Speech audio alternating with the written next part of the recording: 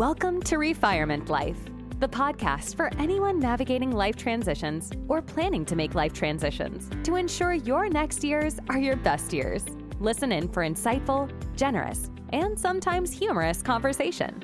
It's time to get fired up with Christine and Muge Wood, your hosts for this latest episode of Refirement Life. Of Refirement Life. Today we're going to talk about 9 myths about nutrition and exercise as we age. But first, I want to welcome back Muge. Muge has been around the world. She has been in Asia. I'm thrilled to have her here to cover this content today for all of you. Hello, Muge. Tell me about your trip. Hi, Christine. Hello, our listeners. So very glad to be back. Completed my first time visit to Asia with stops in Singapore and Australia. I must say I was a little nervous in the beginning in terms of the long flight, adjusting to different time zones, etc. But the whole experience was phenomenal.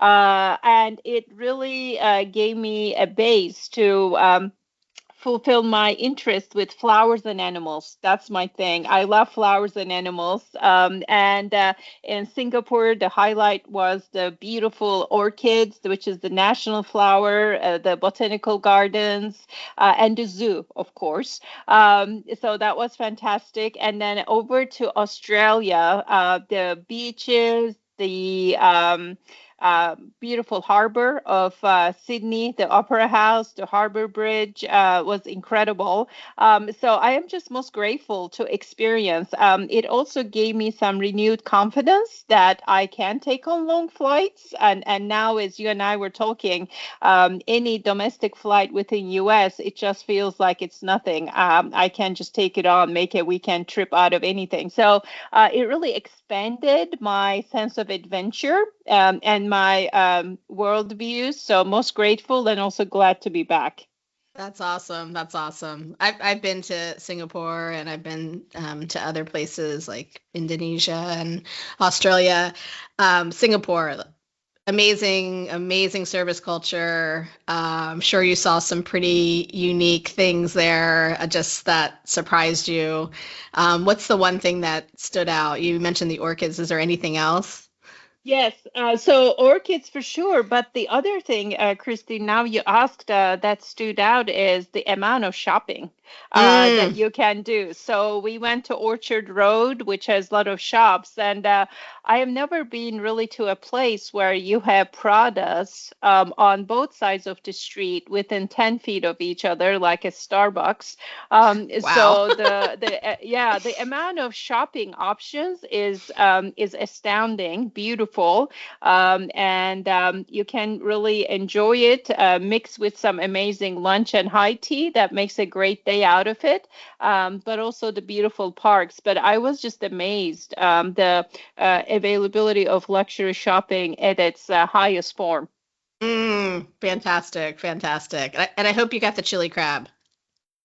Brad got the chili crab because I have low tolerance for the spicy situation, but got some good satay and street food. So that was pretty awesome. Yes. Awesome. Well, welcome back. We're glad to have you back. So while you were traversing the world and enjoying all the beauty of Singapore, I was heads down with my son's college advisor planning and making sure that he will graduate. And I will tell you, when you have a caring college advisor that works both with the student and the parent, it is a wonderful thing. I mean, I don't think I've had this much emotion in a positive way towards any human being over the last 4 or 5 years. This woman, Carol Corona at Towson University, huge shout out. I have written the dean a letter of recommendation. I have written her boss. I mean, she was just so wonderful at both making sure the intent of my son and his interest lined up to what they could do, because this is his 5th year. He was a COVID kid, a lot of that stuff going on, just some things in his control, some things out of his control. But I am just so thrilled, and he'll be graduating this summer. And we are so excited. This is my last one out, and just feeling all of the possibilities for him, all the possibilities for us. So life is good. Life is good.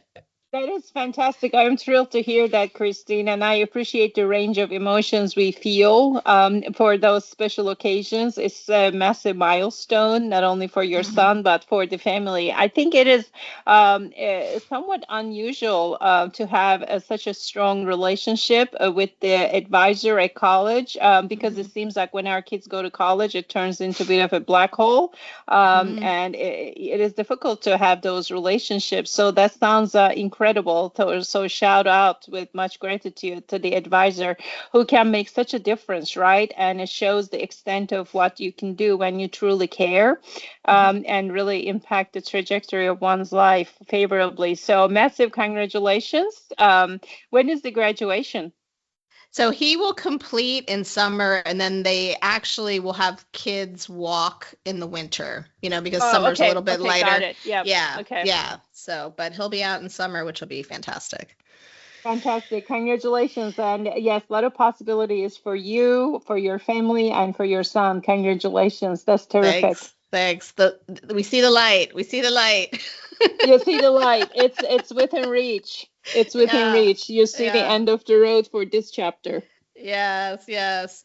All right. Well, let's shift gears a little bit. We are going to talk about some perhaps outdated health myth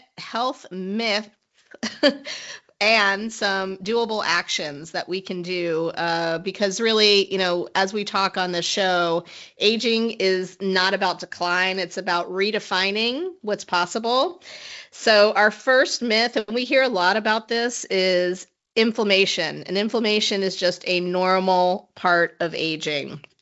And what we mean by inflammation is, really that chronic inflammation that can speed up aging, can increase your risk for other diseases. And it's a little bit hard to pinpoint because the symptoms are like everywhere. It's joint pain, it's weight gain, it's fatigue, low energy. Some people experience inflammation with skin issues. Some people, have, digestive issues. Like, it runs the gamut. So, what can we do about inflammation? And, it starts with like what you put in your body, right? So we've talked before about, those high antioxidant foods like, blueberries, leafy greens, turmeric. All of that is a great start to kind of tackling inflammation, as well as exercise. And, the question that we should, really tune into is start to recognize, like, when you eat certain things, how do you feel after that? And start to get really in tune with your body. I mean, I know, like, I will love an occasional donut, but I feel so terrible every time I eat one. It's like, ugh, I just like have this huge slump. Why did I do it? Want to kill myself. That's why, Christine, you go for the mini donut. Yeah. The smaller version. It's so smart. It's so smart. You're so right. Yeah. So that's, our first myth busting segment, that, inflammation is just a normal part of aging. It's not, and we can certainly do something about it. Yeah, that's right. I think when we talk about aging, we sometimes may give up on ourselves too early and assume that these things are normal and we just have to live with it and be on this ever slow kind of decline of abilities. And it doesn't have to be that way. And I think much of this is awareness, but also mental, in terms of making adjustments is needed, but also to know that there are pathways to feeling our best. And the point point you made about being in tune with how we feel and why we do what we do, and noticing the triggers towards establishing routines that make us feel better, I think could be really powerful. And I think we talked about this in the past. I'm also for small steps that just don't feel so monumental and transformational, but sustainable. Yes. Over time. And I think, Christine, you made a call out in our outline today, like eat blueberries. Delicious, but also full of antioxidants. So, things like that can just have such a positive experience and impact on us, but also how do we make it fun so we can stick with it? That's right. That's right. Yeah, agree. So we have number 2. Strength training is dangerous after 60. I don't know who would ever put this on paper. Right. I mean, I think, anything can be dangerous probably if you are not mindful of it. But I think there are just so many studies around the benefits of strength training to counter decline in muscle and how maintaining and even growing. We see stories of this, which is amazing, the transformations that help with mobility, maintaining healthy weight as well as strength. So it's, I think, highly recommended. And you also kind of feel powerful to be able to lift a certain amount of weight 2-3 times a week. This is a big myth that needs to be busted for sure. Yeah. I was also speaking to a family member last weekend, and what he has started doing is he started rucking. He's carrying 35 pounds in a backpack while he walks. And he's doing this for a couple reasons. I've heard of people doing this when they want to like prepare for a hike. And, that was my natural question. What are you going to hike Mount Kilimanjaro? Like, what's going on? And he said, no, I just think it's just more efficient. It helps me get a real workout. I like to walk. And it's just, I'm noticing a big difference in strength and calories burned. So You're kind right. of an It doesn't, interesting. it is interesting. And it doesn't have to be really heavy weights. I think this is the part that may get in our head. We envision this really heavy weight, lifting your body weight situation. It doesn't have to be. I was having this conversation with a friend that I have to try this. She said she got herself a mini trampoline. And while she's watching TV, she's just getting on this trampoline and jumping on it, doing some squats and splits. So I'm like, maybe this is fun. I need to give it a try. So I think, whatever is fun, like even small weights you can take when you go for a walk and swing your arms. It just every bit helps towards that strength building. Yep. Agree. And make it normal so that when others do it, people go like, oh, that's what they're doing. Yeah, that's right. All right. You want to take the next one? I want to take the next one. So this one is popular these days, right? The myth is wearables are just for tech bros. I'm actually a fan of wearables. And this started for me during COVID times where I got an Apple Watch. And then that got connected with the Apple Fitness on my phone. So I got into the habit of doing these 20-30 minute classes from Apple Fitness. And I think there is something very motivating for me when I see these monthly challenges on my iWatch, Apple Watch, and I see these rings that I have to complete every day. Move, stand, and exercise minutes. And I'm just strangely motivated to complete those rings. And you can set your own goals. You can set your exercise minutes to whatever you want. But it really makes a positive difference because I get competitive with myself. It's just me versus me. And I find it very motivating. And goals for me, you can't improve or assess what you can't measure type of Mm-hmm. situation. So I recommend and find value in wearables. Actually, there are some studies that talk about a loose connection between wearables and your overall health. So what Mm-hmm. are your thoughts, Christine? Well, I think they're great for the people who like them. And I would say I resisted wearables only because the majority of them are screens, right? It's another screen. I think it's hard for True. me enough to stay away from the computer at work, the phone, and I just resisted it for a lot of years. Now, that being said, I mean, the research says that people who do participate in using wearables walk 40% more. So that competitive drive that you mentioned is a great factor.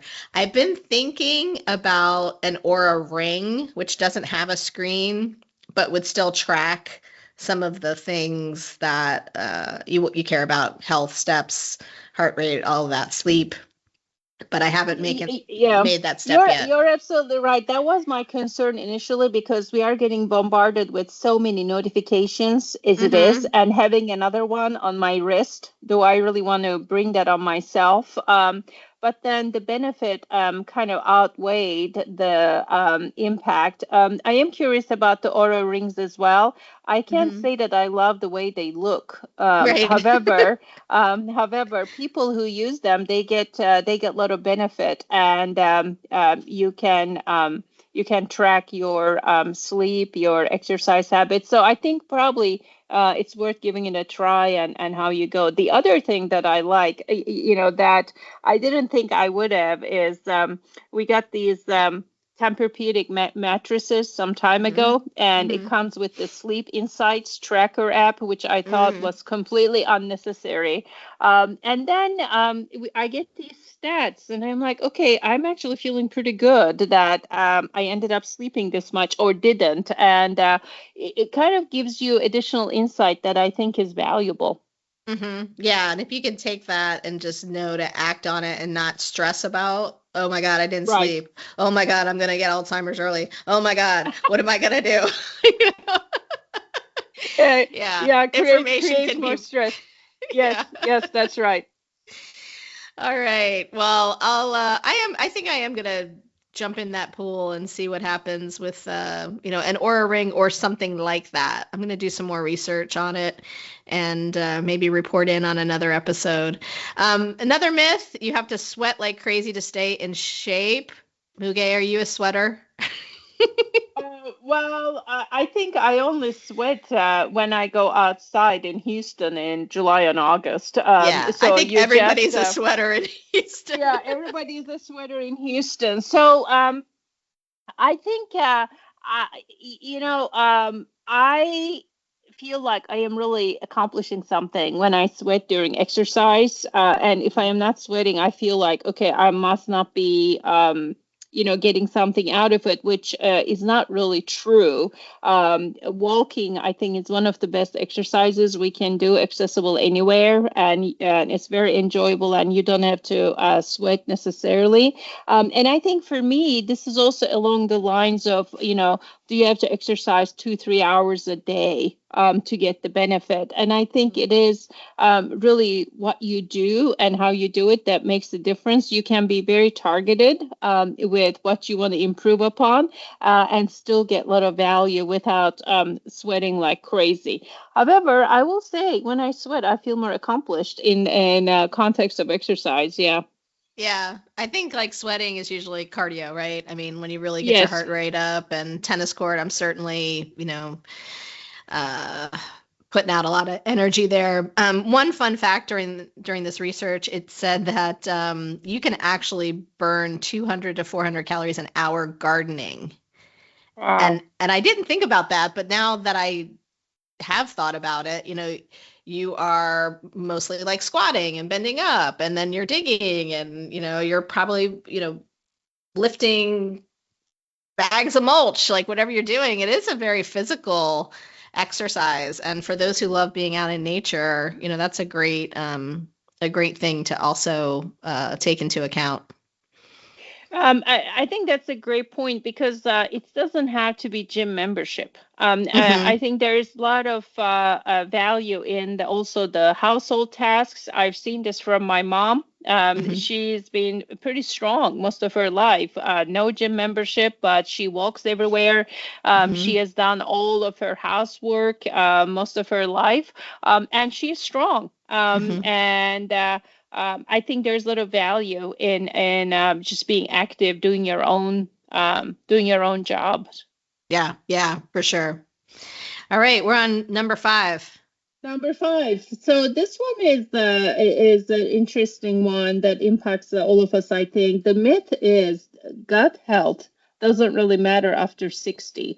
The thing is, this really is a massive, I think, impact that impacts digestion. It impacts our gut health, microbiome, and it may show in different ways. And I experienced this personally, especially during travel, when our routines are thrown off, how resilient we are to adapt. Mm-hmm.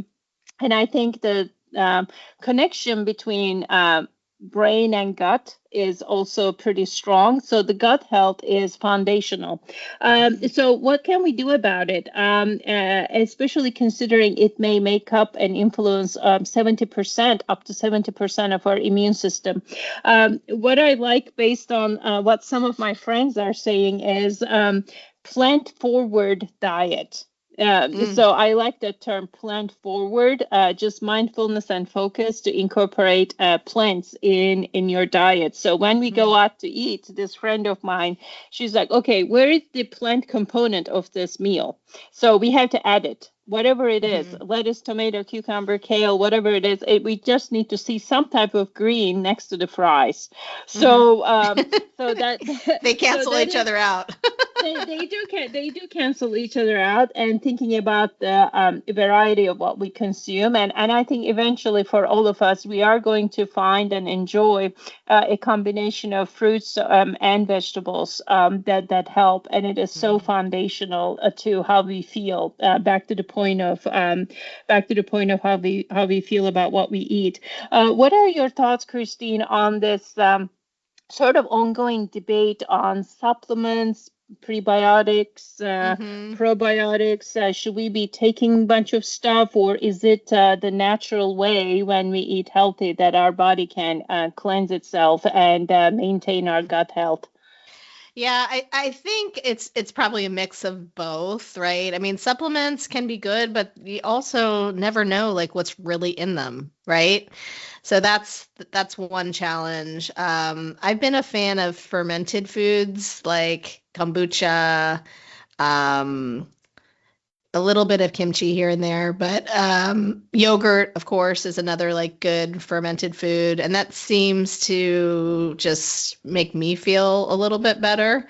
Probiotics too, they're saying, some people say like after a big night of wine, because alcohol will kill a lot of your natural bacteria, you should take probiotics. Now, I am not a doctor. But that is something that's being tossed around, maybe worth looking into. But yeah, I think like everything in moderation, and read the labels on what you're putting inside your body.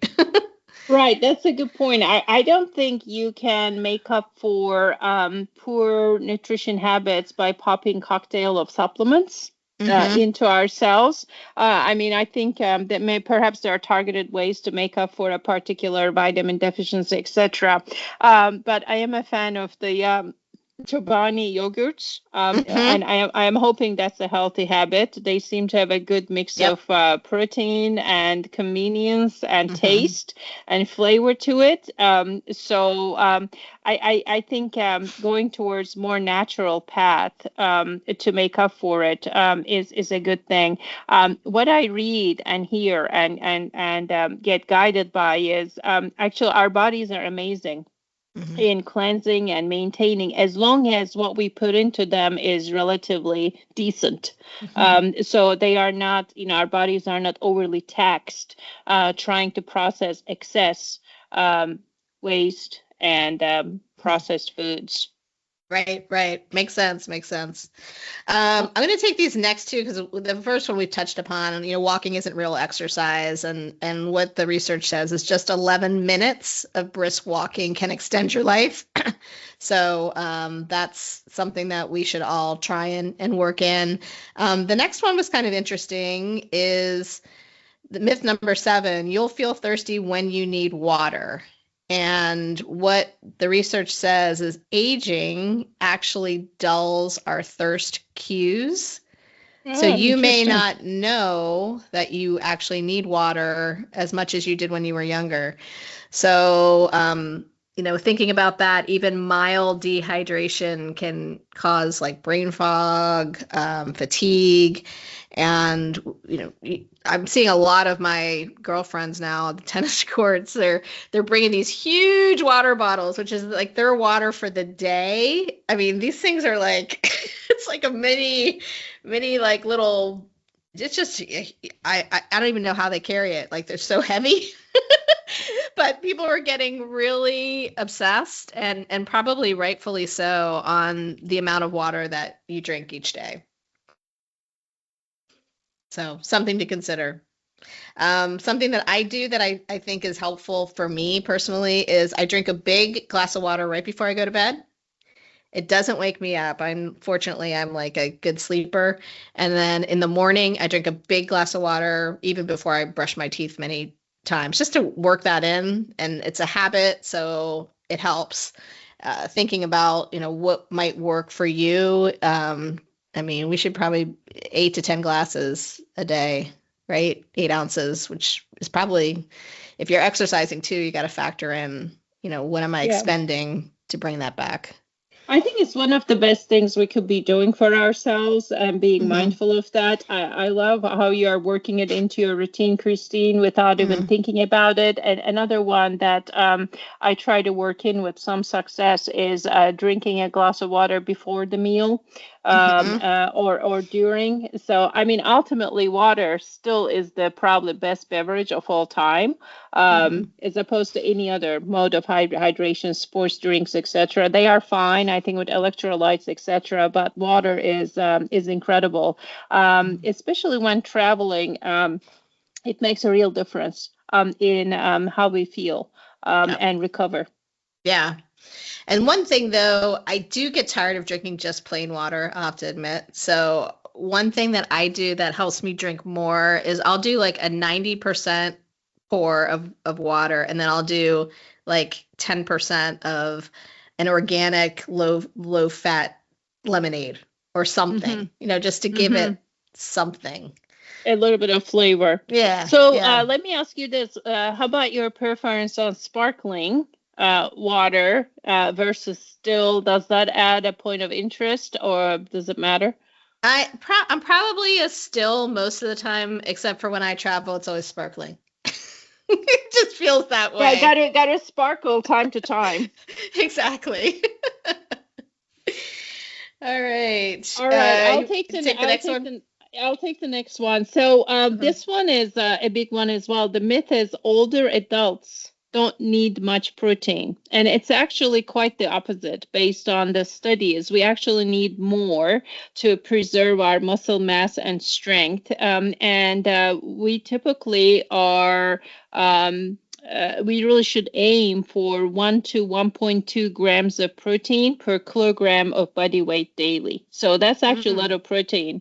And the good thing about protein, we notice, I think, when we work it into our meals, and actually the nutritionists say you need to work protein to every meal and snack that you have, some element of it, whether that is eggs, Greek yogurt, tofu, almonds, nuts and seeds, edamame, plant forward options as well.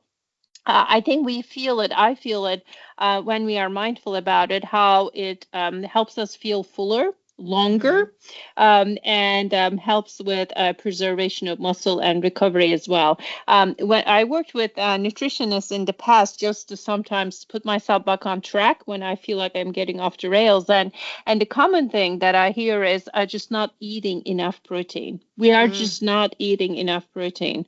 We could be eating a lot of things, but when you start looking at the protein content, it is really astounding. Time to time, I use this app called Lose It, I just love to that track app. the I use it just too. just to track the macronutrients. And I'm always amazed. I'm like, wait a minute, I thought I was consuming enough protein. And it really is a very stark reality check to revisit your habits.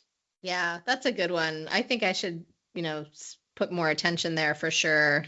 I think even, what I'm hearing too is like some folks who are looking to lose weight, they find they're not able to lose weight because of that fact. They don't have enough protein and they're not building enough muscle mass along the way. So good thing to check into. Myth number 9, gentle movement doesn't do very much. So this, to counteract this myth, yoga and Tai Chi, are really both powerful practices that, have some gentle movement. And in the case of Tai Chi, sometimes really slow movement. I had the opportunity actually to do 2 different yoga classes on 2 Sundays, like back to back. And one was a traditional yoga class. The next one was a Tai Chi like yoga class. And I have to say that I was sore the next day from Tai Chi, just doing your arm movements super, super slow and holding them so long, using really your own body resistance as weights, that I saw a lot of interesting results from that particular experience.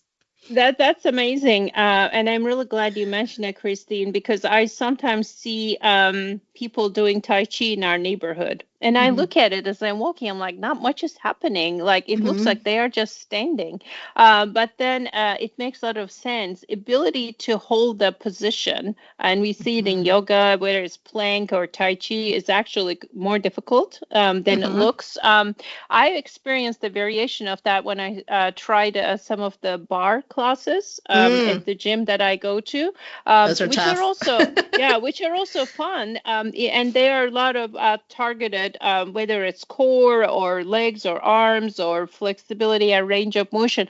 They can be really impactful, and it goes back to the other point. You don't have to be sweating a ton to get the benefit and the experience. And I think there's a lot of value to the diversity of these different exercises. So one, it's more interesting, and 2, it can help us work different aspects of our bodies. Yeah. And I bet those people you witnessed doing Tai Chi, none of them were overweight. No, none of them is overweight. That's absolutely right. And I see, just about all the Tai Chi that I observed is also done outdoors, which is, I think, additional benefit of being outdoors. Agree. All right, we got one more. We've kind of touched on this a little bit. Supplements are natural, so they must be safe. I think we've covered that. And they do have one action tip. If you want to do a deeper dive on this, make a list of your supplements and medications and review those with your doctor or pharmacist. I am guessing that with their experience and their knowledge, they may be able to either validate, like, yes, this is okay, or, hey, have you thought about this particular supplement, which might work better for you, might have a better reputation, they might have some more knowledge. So I think that was a pretty good tip. I like also the statement here on let food be your medicine. I think that's a huge determining factor, and I think it's probably best to check in with a trained medical professional before creating cocktails of these things with heavy marketing behind them, and some could be great. And maybe many aren't. So I think it's best to check. I agree with that. So as we wrap up, Christine, and there are little myths here and actions we could be doing, what would you say are some of our takeaways? I think I always like what you have been a big fan of, and that's small steps. So we covered 10 myths, and I would offer that maybe there's 2 that might be interesting or worth diving into, and take those 2 and experiment with them for a couple weeks. It takes 30 days to build a habit. Don't give up after the first week, and try them out, see how it feels. That sounds awesome. I would say my takeaway is try Tai Chi. Yeah. See how that feels. You made me think. You made me think about that. Try Tai Chi and how it feels. It just small steps, and I agree with you, Christine. It has to be fun. It has to be joyful for it to turn into a repeatable pattern that we can stick to. Because if something is a boring or feels like a chore, it's just not sustainable. Yeah. Paul and I have done Tai Chi classes together. Like our club would have a couple sessions that we could just drop into. It was super fun. Like he had a blast. I had a blast, like laughing at him with him doing some of these things. So I would highly recommend it. Highly. Okay, let's see if I can convince Brad to do Tai Chi with me. That will be a big step. Yeah. because it does look like nothing is happening and you're frozen in this pose, which could be interesting. So that's going to be my personal challenge, I think. That's my takeaway. Good. Well, I can't wait to hear about it. So with that, we will sign off. Thanks, everyone, for tuning in, and we'll look forward to chatting again next time. Sounds good. Till the next time. Thank you for listening. Our hope is to spark a little joy, inspire, and educate our listeners in ways to live an even more meaningful life. If you have reactions to share from what you've heard, please visit our website, refirement.life, to leave a voice message. You may even be featured in a future episode. To keep in touch, subscribe to our podcast, Refirement Life, using the podcast player of your choice. Always remember, you are never too old to set a new goal or to dream a new dream. Thanks again for joining us on this episode. Until next time.